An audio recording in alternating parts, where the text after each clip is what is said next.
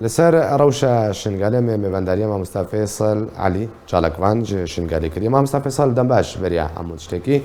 اگر سر روشة شنگاله بگشتی راوستن روشة شنگاله قالوا برفشة قاركي بتشوا كتير شخونا كده روشة خلك يكون هار شنگاله جيانت كان شيء دمباش برا راستی و دمکی تکاری بجی یعنی چیخ که آرامی شنگاله پیدا بوی نش علیه سیاسی وانجی ولی قنجا یعنی ما ام خلق شنگاله درادینا هما حکا مشکله نبین اوا بو یعنی زنگی ده هیوا حتی بسه هیوا یعنی امکان بجین تی مشکله نوا وان هزید وی دریده چه نبونا او هز تجی زانی و هیچ که هاتی نشنگاله علی آبادان کرنے و یعنی علیه تشتغل شنگاله ده چه بکن نه هاتی چه کرن لی او هست هر فتره که هک خلق چق استقرار البا خلق چه بویان خلق چخ که مرتاح بویان دست بکاره کی کرن شغله کی خل مال خو بکن تدید وان هزا لیگ دایان وان هزا هنگ مشکله چه کرن دا خلق ما ترسیل با خلق چه به هم نف کمپاژ گلک جارا کهنا کا کار خود کو وضع شنگال باش بو بلکې ام ودګرین تدید وان هزا اذكر شر هغه ام چونه شنگالو مروشا شنگال نيرن تش سيطره نيري جيش عراقي او فكك او حشد شعبي وهم يك سيطره دينا براتي بيغرت شنو ماشينو خنو فتخن وهكا روجادي امراض بون تقوتن ولا جيش عراقي وفكك البر يكودو دينا ويكودو كوجن يعني كسكي تشتكي روشا شنگال فيمناك حتى ايروجي دو مخابنی و دو پیر هر دو کا پیر قبلت عالیه شنگاله تیار الترپیل کا فککل ودره دا هر جاره کا تیار لی بدا مترسه کا مزین الباخل کے پیداد به دو جی کوملگاه خانه سوره توانه خل کے خانه سوره ما بله کوملگاه خانه سوره النيف مالت خلکه دا گلک يعني قالك مال جوانت اويت عرب وينا كردستاني او مال فكك كتينته دو تيار ليدا وبحثا كشتي وبريندارات كرنجي حبو مخابني و حتى انها او هزيد ودري ده بالاخص هزيد فكك او جماعه مت ازديال قال حتى انه برسناكن مثلا نابج نجبر چي قالو طياره روزانه المدى تربيلك نكاربي بحر کے طياره ويليدا مثلا يكي تركي الويدرينينا يكي خلق سوري الويدرينينا يكي اجي عربك الويدرينينا فما بيجين قبلني ماذا همو خاينين يعني همو مخبرين يعني همو ميتة تركيا بس ما بلنغاز وهجارات دنا كشتن بدستي تركا روجانا ويل نيفا خانه سوري ده صالست خازم فقر ما قلتنا تتقوك وهر جارك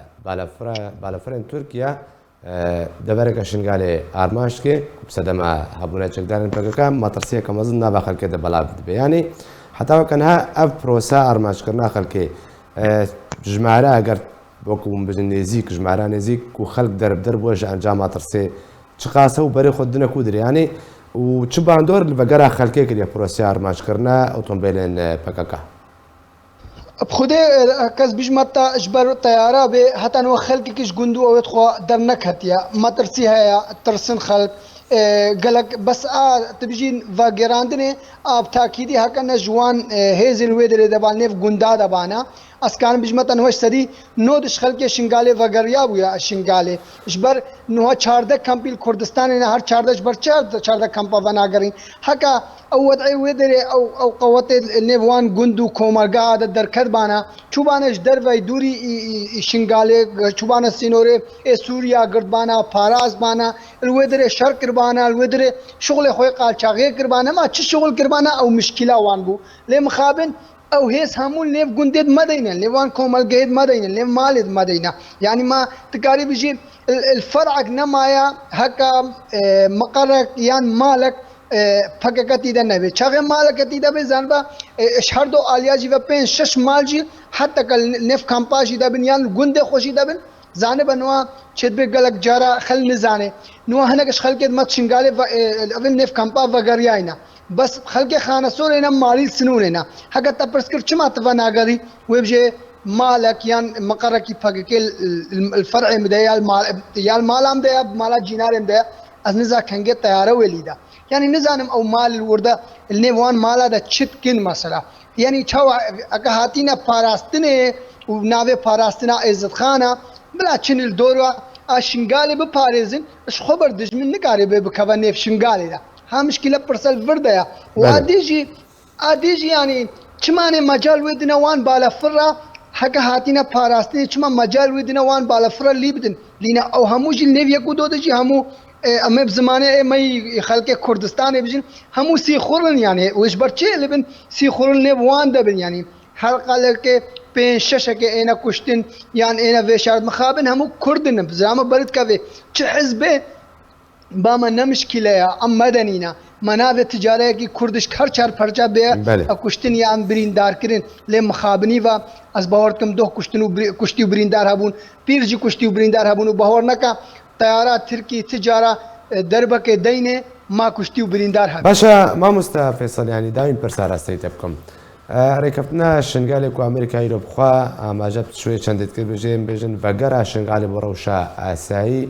قالك بسستي بريبت شو پروردر روشا لشنغالي خرابت خازم سر سكترا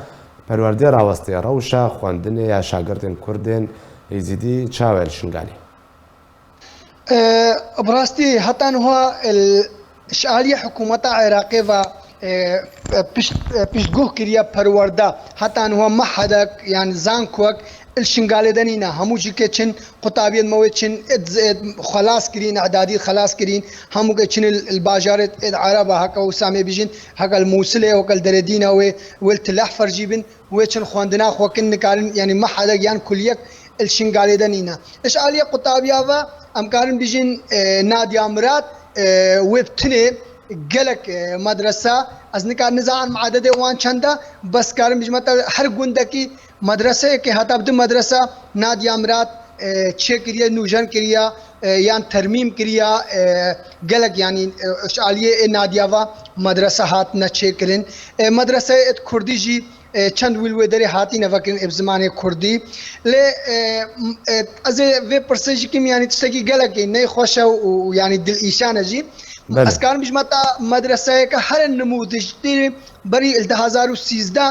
او 2012 هاتا خلاص کردن حکومت عراق چکرو اد طابقه نزنگی 45 صفیتی دیا الخانه سوره و باج گوندی هری مستر کوملگار مستر خانه سوره او جی پاکه خو گرتیا گوما مدرسه لاتینی وکریا 5 طالب مدو يعني بير يكش مرة قلت قو 5 طالب هاي نتشنته يعني 5 طالب تشنوي مدرسة مزنامو ناهلن طالبات ادخل كشنغالي تشنوي مدرسة يا كب زمانه عربي به كب زمانه كردي به نا الله أفش مرة به يا بغمنينا هكا لاتينيا بس بلا بسر تربية كيف به مشكلة نينا بلا بزمانه إنجليزي به بس بسر تربية به حكومة عراقي قبول بكيا حكومة كردستان کا او طالب خلاص کر مدرسة خو خلاص کر صفا ششي اعدادية خلاص كر لازم اشخورة چزان كوكي يعني 3 سالة 4 سالة بيجمو مستقبلية بتنچا قالك سباس جبوي ما مستا فيصل علي جالك باني كرد جيشن قالك تمربي قالك سباس